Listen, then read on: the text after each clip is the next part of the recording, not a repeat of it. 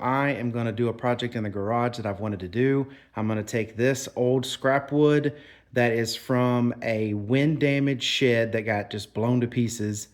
I'm gonna use this scrap wood, give it new life. I'm gonna use these 4 containers right here to make myself a little storage system and a workbench. So follow along, let's get to it. So to start, I found me the best pieces to create legs from that are nice and straight. There are 6 legs here cut at 34 inches. I really was gonna cut them at 32, but I gave myself a little bit extra in case I needed to cut them shorter, because I'd rather them be too long than too short. So if I don't go with 34, I'll trim them off a couple inches and go with 32. Now I have 8 pieces of cross member here, 28 inches long, so that the storage bins can slide in on these, kind of like rails for a drawer. Now I'm gonna start getting this framed up. So you can kind of see how this is starting to come together. I put these at 14 inches on the top because these totes to the bottom of that lip there is like 13 and a half. So at 14, it gives about a ½ inch of clearance on the bottom when I put the bottom boards on there. I'm also gonna put some casters on there so this will roll around, but it's coming together. All right, and now I got the top rails here screwed in. So all of the rails, this is what I mean by 6 legs. I got 1, 2, 3 here and then 3 on the other side. These were 34 inches. I think I like 34. I think I'm gonna stick with that. I don't think I'm gonna trim them down, but as you can see, I could probably cut an inch or 2 off the top if I wanted, but standing next to it, it feels like a good height for like a tabletop. The top of these rails was 14 inches, and then the top of these rails, 16 inches from the, top of this rail. So from the bottom up 14, and then from the top of this rail up 16, and it fit them fine. They got more than enough space now to slide in and out. So that's the main legs and rails. Now I need to cut 2 pieces of wood down here on the bottom, 1 on each side, so I can put the brace that goes across here, keeping them nice and even separated. And then I'm gonna put casters so I can roll it around. Then I'm gonna get a piece of plywood and cut it. I don't know exactly how I'm gonna do it. I do have some spare plywood. I don't wanna go buy anything new.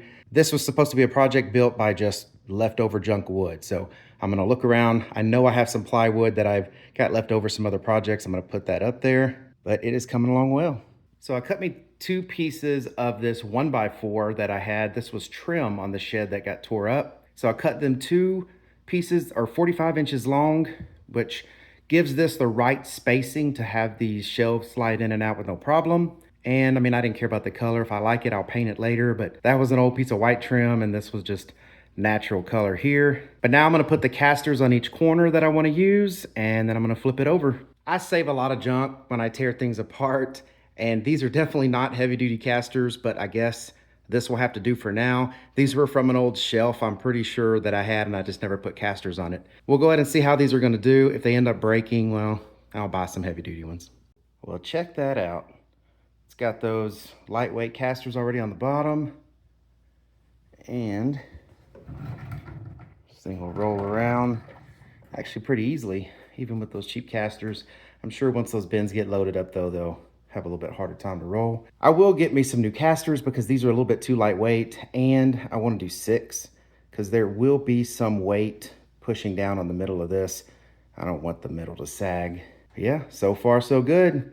Now I'm gonna go look for me some wood for the top. So I did find me some 3/4 inch treated pieces of plywood that had been cut off. It's not perfect. It's actually a little short depth-wise. What I think I'm gonna do is line it up in the front, maybe even give myself a little bit of an overhang. And then I think I'm gonna build me like a little bit of a backsplash in the back, so that way things don't fall out the back, and then I have maybe some space to put some tools or something. Let me figure this one out, and I'll show you what I decided to do. All right, there it is. What do you think?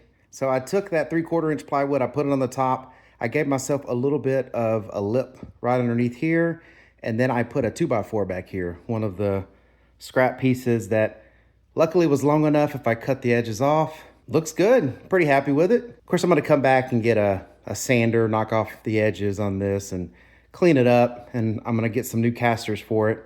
But I think it turned out pretty good for just a junk wood build. The only thing that I actually bought for this build were these containers. And I didn't even really buy these containers for this build. I bought me a bunch of storage containers because I have a lot of stuff I need to store. And I figured, man, I could make shelves out of this. I've seen it online. It's not an original idea, But I felt instead of doing a big wall storage shelf system, I could come in here with some junk wood and build me a little workstation because I am always looking for workspace. Shelves, great. I have tons of stuff I need to put in containers, but workspace for me is invaluable in the garage and in the shop. So this makes it one more place that I can do some work on top. But I'm gonna make this nice and smooth. I'll probably hit it with a rough sander. But what I love about it is these things just go in and out no problem. The rails are solid all the way through, so they're not like, you know, if you don't make these rails solid all the way through and there's notches in it or missing pieces, when you go to slide that in, it's gonna get stuck. So you want to make sure that these pieces here are all the way through solid so they can slide like a drawer. When you go to put it in, you're just gonna set the end of it on there and then you're just gonna push it in. I didn't put a back on it. I don't want this to be too heavy. Even with heavy duty casters, I don't want it to be something that's super heavy and you have to really struggle to push it around. I wanted it to be real light, and I think this covered it. What I love about these type of containers, you can just come in here and write what's on each one or slap you something on there. I do know that it looks a little rough because again, all of this wood, except for this piece of plywood, came from a shed that I had out at our property, but really high winds, and it was a 3-sided shed. So it just peeled the roof back off of the shed and ripped off one of the sides.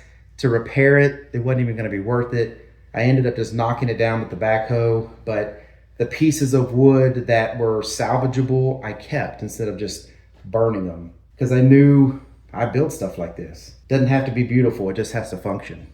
So anyways, let me know in the comments what you think, ideas, maybe something I can do with this to make it better. If you have questions, anything, let me know. I've tried to cover the measurements in the video as I went, but if you have any questions, let me know in the comments. And check that out.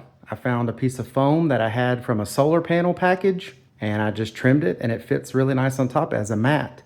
I'll probably get me a little rubber mat. I do like having a little mat on the top sometimes that you can just take off or put on, because sometimes I don't want to work off the wood. I want to work off something like that. The other thing I want to add is these are Home Depot, as you can see here, HDX totes.